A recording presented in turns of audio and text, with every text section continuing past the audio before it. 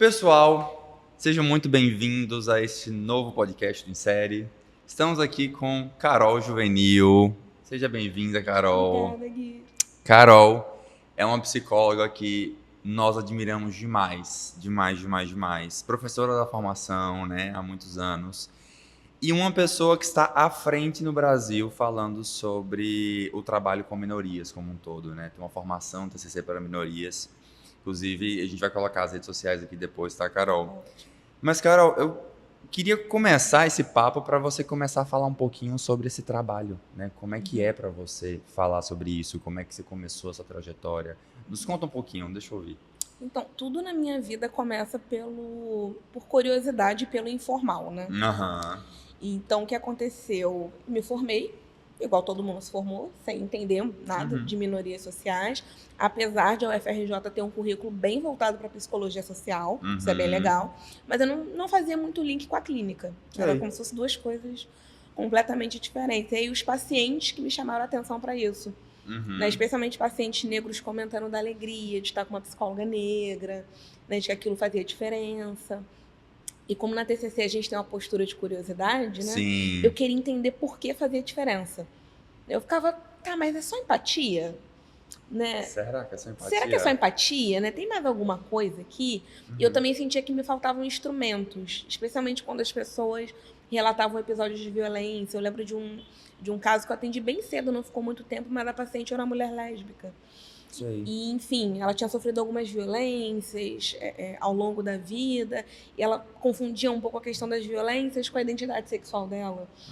Né? Então, eu sou lésbica mesmo, ou talvez eu seja bi, tenha medo de homens. Então, era muita dúvida. Né? E eu não sentia eu tinha certeza que eu não tinha instrumento nenhum para isso. Então, eu comecei a procurar na literatura. E aí também tudo começou pela Fernanda Pavelchuk, né? Que é minha amiga, minha sócia no TCC para minorias, porque a Fernanda já segue esse caminho do estresse de minorias desde a graduação. Sei. Ela descobriu e ela fez TCC nisso, depois foi direto para o mestrado nisso, terminou agora o doutorado nisso também. E aí eu assisti uma palestra dela, eu comecei a chorar. Porque é isso que a gente faz no congresso científico, né? E é uma palestra normal, tá? Sei. Ela ali apresentando um caso, mas eu lembro de achar muito bonito, assim, eu acho que era um caso de uma pessoa trans que ela atendeu. E aí foi ali que eu descobri a teoria do estresse de minorias, vi ali a série de técnicas, de estratégias, de como ela conceitualizava diferente. Eu falei, tá, essa menina. E aí eu comecei a conversar com ela. Quando a gente viu, a gente foi juntando. Né? E aí isso virou uma mesa redonda, tudo começou pra gente, né? Por isso que a gente tem muito carinho por eventos científicos. Sei. Começou indo em eventos, né? Cada uma ali falando a sua coisinha, apresentando separado, e a gente foi juntando, e aí virou uma mesa em que, né, eu, a Fernanda, a Carla e na época a Tânia, né? Que não tá mais no grupo, mas sempre será amada. A gente apresentou cada uma falando de um tema de minoria. Né? A gente falou de gênero, de raça, de sexualidade. E logo depois a Diana, que é nossa outra sócia, ela deu uma conferência que a organização colocou logo depois. E era atendimento de pessoas transgênero. Sei. E a gente falou, gente, parece que é a mesma mesa. Enfim, começamos a conversar, né? E aí ficamos juntas. Então, assim, tudo começou pela curiosidade, né, de ouvir o que as pessoas estão falando, reconhecer que eu não sei. Sei. Isso fez muita diferença. Esse é o primeiro passo, né, Carol? Exato. Assim, quando a gente para pensar no trabalho com qualquer demanda nova, assim, pelo menos a gente tem que partir do pressuposto que é novo, né? Porque o que a gente escuta muito do psicólogo é, não, eu conheço, eu sei lidar, né? Assim, e me preocupa, né? Acho que nos preocupa quando a gente olha profissionais que têm esse excesso de confiança, né, sobre determinadas questões. Nossa, exatamente isso. E o que eu aprendi, eu gosto muito da TCC, né? Eu dei muito carinho pela TCC porque eu aprendi muito lendo os livros e só depois fazendo o curso. Sei. E eu levava muito a sério. Sabe aquelas palavrinhas ali que ficam muito antes, né, da intervenção? Que são o autor falando da visão dele de mundo, né? Sei. Então, por exemplo, o Aaron Beck, ele sempre teve essa postura de o que está acontecendo? Esse olhar curioso, Esse né? olhar curioso, assim, e eu levo a curiosidade como algo divertido, né? Não como uma falha em mim, né? Impossível de resolver. Eu fico, nossa, peraí, tem alguma coisa aqui. E a minha postura era não intervir. Se eu não sei o que eu estou fazendo, né, eu não vou intervir. Então veio essa curiosidade e eu tenho um senso de comunidade muito forte. né? Depois, com o tempo, eu fui estudando, eu vi que isso é muito da população negra. Então, quando eu comecei a estudar, eu já queria me juntar com pessoas. Né? Quem são as pessoas? Quem está estudando? Quem pensa parecido? Né? Quem pode trazer coisa nova? E aí, eu que formei a mesa. Né? Criei um grupo no WhatsApp, eu chamei as minhas amigas separadas, né? Que eu estava vendo. E aí a gente fez o grupo, decidiu fazer a apresentação. E aí foram essas duas coisas juntas, sabe? A minha curiosidade com o que as outras pessoas traziam. E aí foi. E aí fluiu. Fluiu, como fluiu?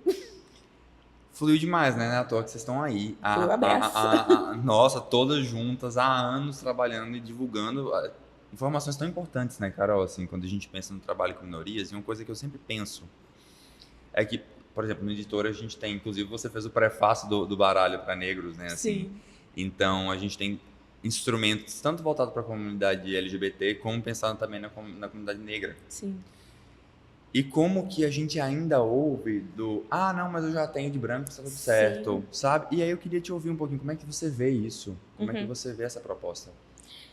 Eu acho maravilhoso, tem que ter. E assim, é uma das gotas do oceano, né? De tudo que a gente tem que fazer, né? Do lugar que a gente parte para ajudar a mudar o estado como as coisas estão, né? O que acontece?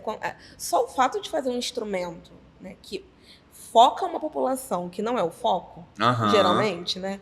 Então, eu tenho os dois baralhos, né? Eu tenho o negro e tenho o de modos homoafetivos. Só o fato de ter já faz a pessoa dar uma pausa. Sabe aquelas pessoas, né, que eu era meio compulsiva com instrumento antigamente? Sei. Tanto que hoje eu tento não comprar. Trazer um pouco essa autorregulação, esse adulto saudável. Que eu ficava cheia de coisa no armário e acabava não usando. Mas eu comprava muito, assim. E eu sei que tem muitas pessoas que gostam muito, né? Tem esse mesmo movimento. Eu vejo que isso faz as pessoas, às vezes, parar para pensar que todos os instrumentos que ela tem, não tem uma carta com um desenho de uma pessoa negra. Né? Ou então que tudo que ela tem para atender casal, né? Enfim, casal, criança, tudo mais, não tem outros tipos de família, outros tipos de relacionamento. Então começa assim, tem que gerar o estranhamento. Né? Tem que estar escrito, as palavras têm que estar ali. Tem que tirar da zona de conforto, né? Tem que gerar esse desconforto mesmo. Exato. É esse desconforto. Exato. Porque é um desconforto que nem se compara ao desconforto que as populações que são invisibilizadas têm há muito tempo. Não se compara. Né? Então começa por aí, gera um desconforto. E para o paciente em si, tem um conceito que eu gosto muito, é terrível, mas eu gosto muito, que se chama ameaça do estereótipo. Né? O que isso quer dizer, assim, em linhas gerais? Fala sobre sinais que a gente tem no ambiente que indicam para a pessoa se aquele é um lugar seguro ou não. Né? Então, eu sempre dou o exemplo de um consultório onde eu atendi, né, quando eu sublocava, que tinha uma placa gigante, assim, com uma frase bíblica. Sendo uma pessoa LGBT, imagina entrar, né, nesse espaço. Era bem delicado, eu tinha, né, inclusive pacientes, eu, né, comentava, eu já trazia, né, ali para conversa, mas ainda assim não era o espaço mais confortável.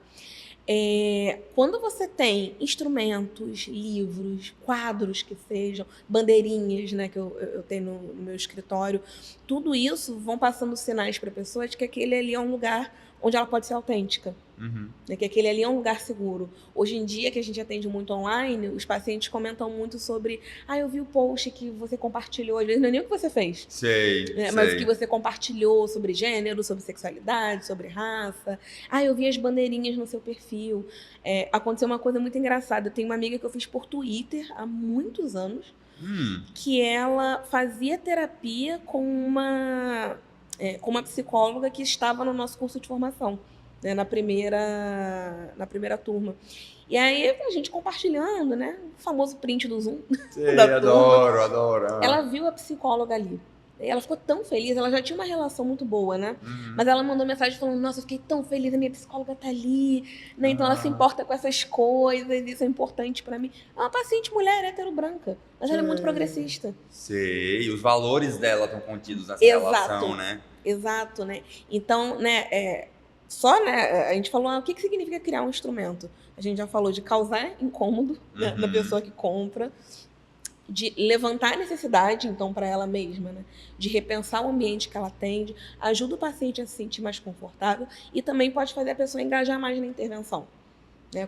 Quando eu pego baralho de modos negros, né? É engraçado que às vezes eu preciso gastar um tempo só mostrando pro paciente. Sei. Porque eles estão curiosos, eles nunca viram. Eles querem ver, né? Eles querem ver de Eles ficam, maneira... o que que é isso? É sempre a primeira pergunta, o que que é isso? E online, né? Eu fico, é um baralho. Eu mostro assim a capa, né? Que é marrom e tudo mais. Então já associa. Eles ficam, nossa, que legal, me mostra. Aí eu tenho que mostrar um tempo. Aí só depois. Aquele momento, deixa eu te apresentar isso aqui. Deixa eu te mostrar o brinquedo. Aham. E aí só depois eu consigo fazer a intervenção. É porque isso passa uma sensação de pertencimento, né? De que tem algo que é feito para mim, você foi atrás de algo que é feito para mim. Né? Olha o cuidado que você está tendo comigo. Olha o respeito. Nossa, Carol, você está falando de uma coisa tão importante, né? Assim, porque é a postura terapêutica que por si só já é de muito cuidado. Exato. E parece que é só comprar um baralho. Como se fosse só comprar um baralho, né? Mas Sim. é tudo que representa. Eu acho legal quando você começa a trazer isso, né? Porque é tudo que representa, né? O fato de o seu paciente se sentir representado, por exemplo, no instrumento que você está utilizando com ele. E agora, Carol, fala pra gente o seguinte. E o que acontece quando ele não se sente representado nesse instrumento? Então, tem uns pacientes que não se importam muito. Uhum. É porque assim, tem a pessoa, vou me colocar como paciente. Sei. Eu nunca liguei muito para nada, até porque eu não tinha muita consciência antes, né, de estudar. Mas você vê a diferença, na verdade, quando tem. Porque é um outro nível de engajamento. É o olhinho brilhando. Sei. Né? Sabe uma criança quando você chega com um brinquedo que é do interesse dela? Né? E ela engaja. É diferente de, sei lá, você leva um dominó aleatório pra criança. Ah, tá, que legal, um dominó, eu conheço, vamos lá, vamos brincar. Mas olha esse carrinho de controle remoto. Criança feliz total, né? Vamos brincar, deixa eu entender. E o entusiasmo é tão importante. Muito no pro processo consultório, terapêutico. né? Então traz entusiasmo para pacientes que vieram de processos que foram racistas, né? Eu falo da população negra, que foram violentos. Aí faz ainda mais diferença como forma de reparação, porque realmente todo o ambiente tem que ser cuidado ainda mais. Sei. Né? Eu já recebi alguns, né? Muitos, na verdade, né? Que vieram de processos em que os terapeutas foram racistas, questionaram se aquilo era importante, né? A pessoa contando a própria história.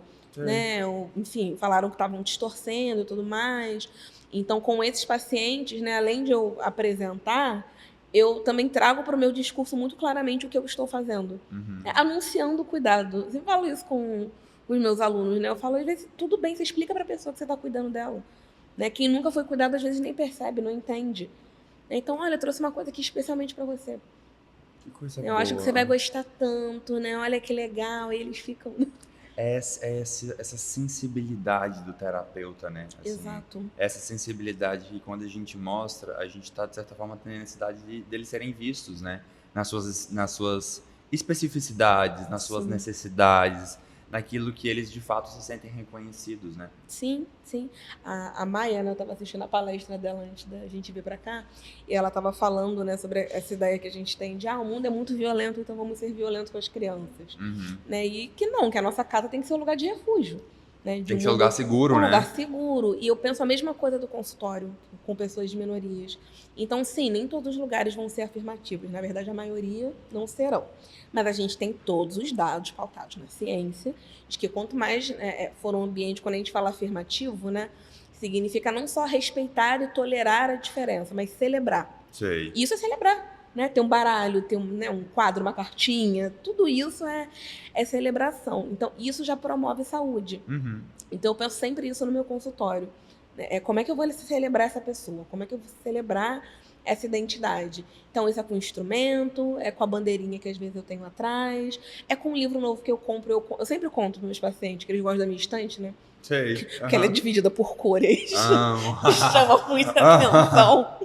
Então, eu aproveito às vezes para fazer quase um unboxing, né? Sei. Então, eu tô atendendo o caso de uma pessoa assexual. Nunca tinha atendido. Oh, que legal. E a gente foi percebendo juntas, né? E aí eu tinha comprado há pouco tempo, até brinquei e falei, gente, é sempre a mesma coisa. Quando eu compro alguma coisa, tem a ver com o caso dessa pessoa que eu tô atendendo. Muito conectada, né? Muito. A gente sempre comenta isso. Ela fica, não é possível. Tudo que você tá lendo ou aprendendo, depois vira uma questão minha. E aí chegou um livro e tal, gringo, que eu achei baratinho na estante virtual, sobre a sexualidade. E ele fica num lugar no meu consultório que só eu consigo ver, né? Porque é no Sei. online. E aí eu tirei, mostrei pra ela. Falei, olha, tô lendo aqui, tô aprendendo algumas coisas. Eu vou trazer pra gente. Ela ficou super feliz. Isso é afirmar. Isso é afirmar. E o que eu tô achando mais legal desse relato, Carol, assim, porque é você sair desse lugar do detentor do saber, né? Do eu sei tudo e Sim. mostrar do eu reconheço suas necessidades. Eu posso não saber tudo nesse momento, Sim. mas eu tô aqui com você. Sim. Eu tô em busca de tentar cuidar de você da melhor forma possível. Tô me inteirando do que é possível dentro das minhas possibilidades, Perfeito. né? Pra estar aqui, pra cuidar de você. Sim. E isso é afirmativo demais, Isso. né? Esquema, né? Eu acho que esquema tem muita essa habilidade, isso é uma terapia muito afirmativa. Uhum. Porque a gente tem esse lugar ali de poder ser claro, transparente, e genuíno e sensível. E uma coisa que eu tenho muita atenção em esquema, né? Uma das necessidades básicas é a questão do cuidado. Aham. Né? Fornecer segurança e também de orientação. E uma coisa que eu já passei, eu não quero que os meus pacientes passem, é a sensação de que eles têm que me ensinar.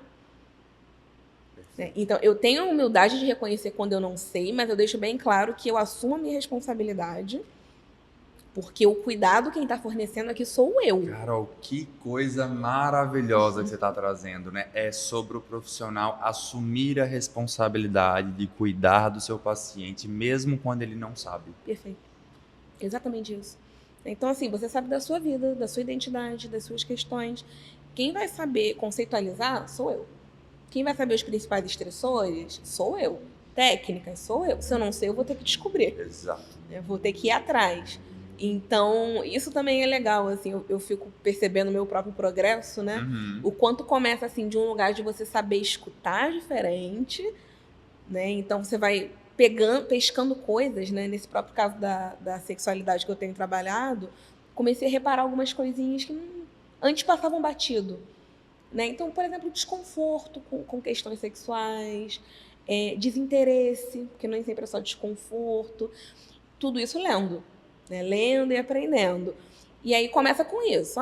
Né, fui treinada, estou, né, me formando para ouvir diferente. Uhum. Agora eu já estou sabendo fazer diferente. Que aí é outro departamento, né? Exato. Outra competência, Outra né? competência. Carol, você está me lembrando de um supervisionando que chegou para a supervisão essa semana e ele estava atendendo um caso, é um profissional hétero, é um homem hétero, que estava atendendo um homem gay.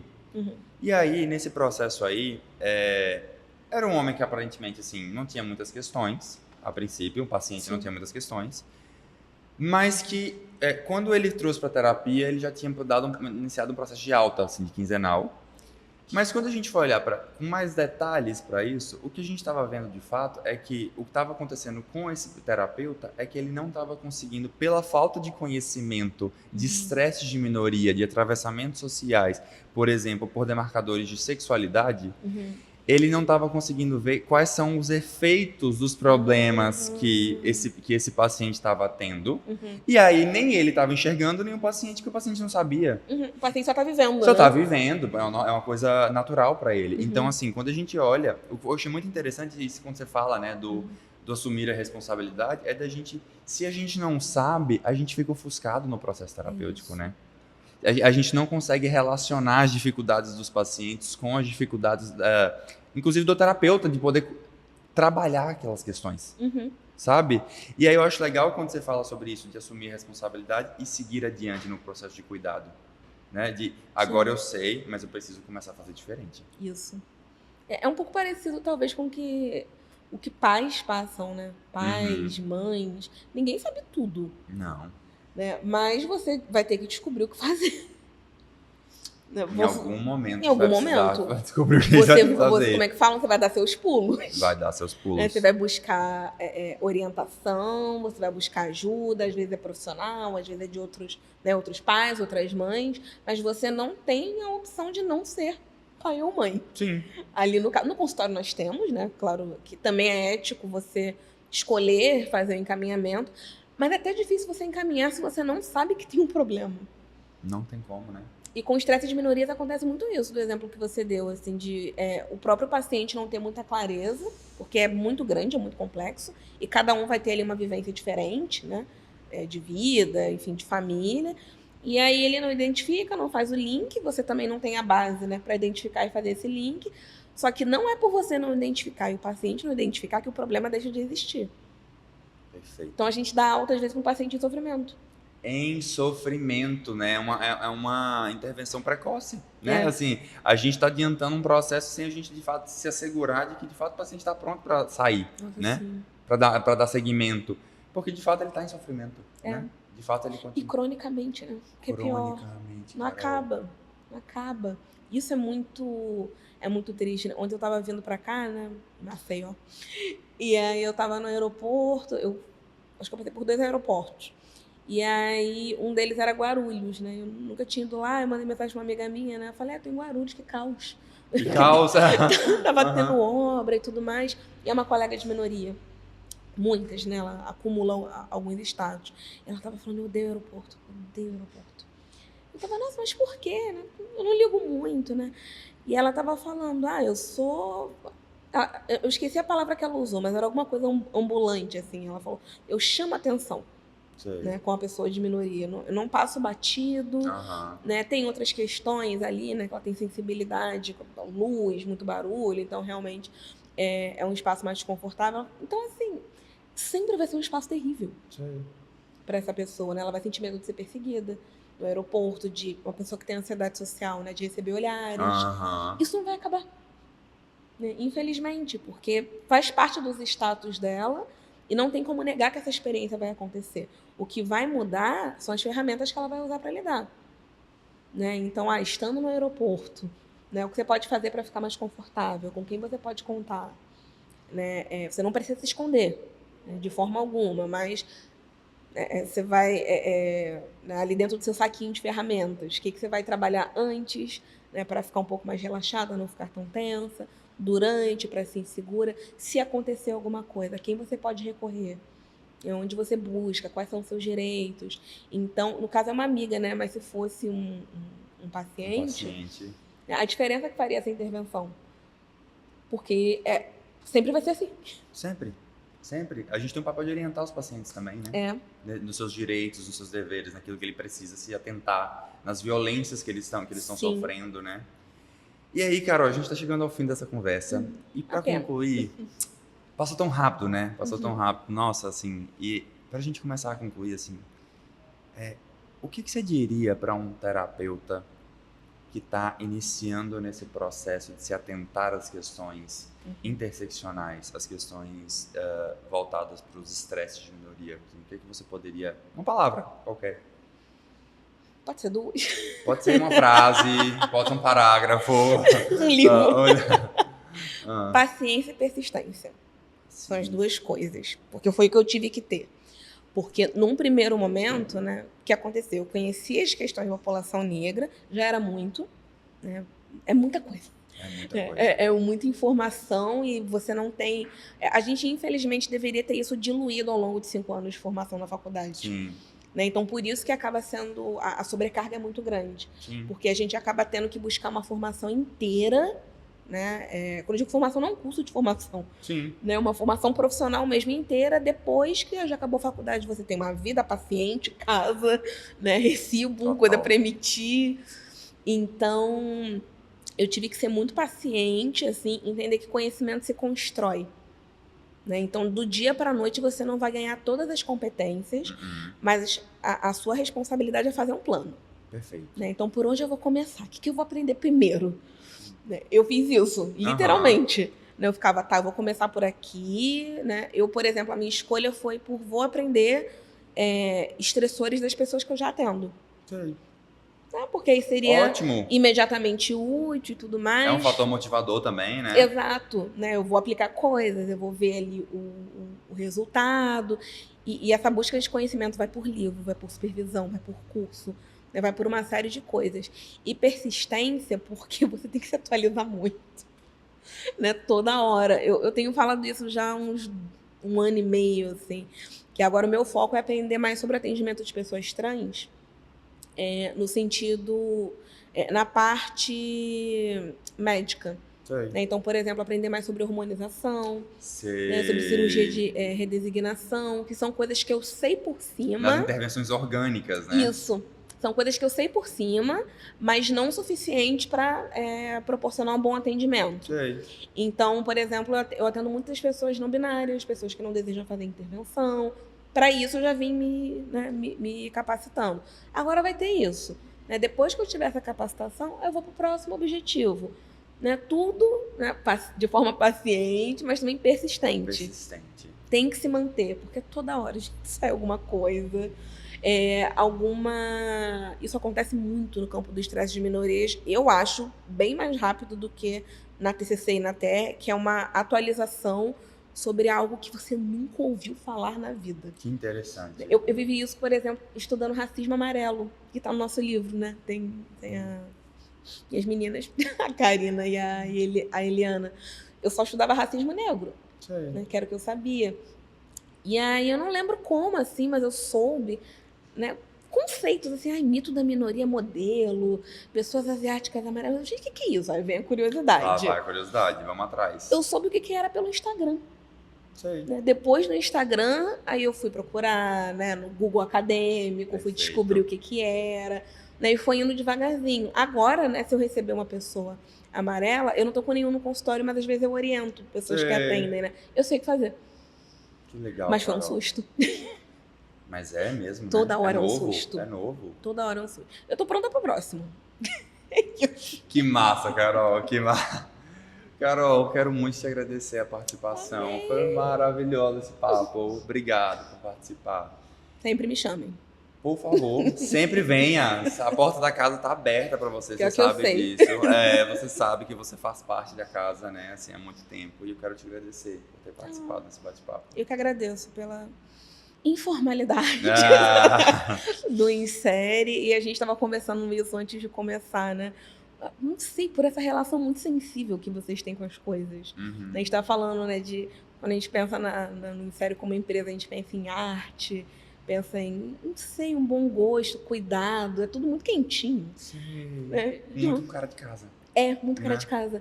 No à toa, eu encontro alunos que às vezes eu dei aula na formação há 2 anos, eles vêm me abraçando, abraço de volta. Que legal. E é isso, eu acho que vocês criam esse cenário. Que bom que você se sente assim. É um dos nossos objetivos, assim, que as pessoas de fato se sintam em casa com a gente. Sim. A filosofia do Insere é essa. Ah. Né? Obrigado, Carol. Obrigado mais uma vez. Estamos encerrando aqui esse bate-papo com a Carol Juvenil, uma pessoa muito querida por todos nós. E fiquem de olho aí nos próximos que estão por vir, tá bom? Até mais, gente. Eu não sei nem como